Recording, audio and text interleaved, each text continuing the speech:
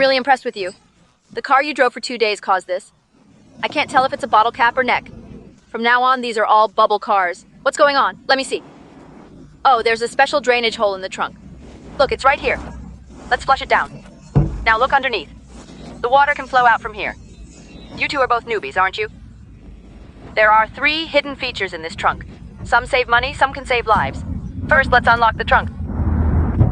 See, it barely opens at all. Want to put stuff inside? You'd have to lift it manually. It's very inconvenient. How can we make it pop up on its own? Let's lift this inner liner. There's a spring inside. The spring has 3 small holes in front. When the car is new, the spring is hooked to the first hole. Now let's adjust it to the second hole. I've adjusted it now. Let's close the trunk. Let's see how it works. Ready? 3, 2, 1. Oh, did it pop up right away? This could save lives in emergencies. We're trapped in the car. Can't get out. Don't panic in this situation. Let's move to the back seat first.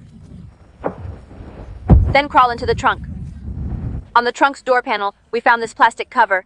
Gently flick it in the arrow's direction. You can open the trunk and escape. If the trunk gap is very large, we can adjust it ourselves. Let's open the trunk. At the back of the trunk, there's this black rubber seal. Clockwise widens the gap.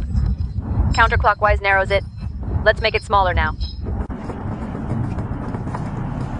Okay, let's see the result.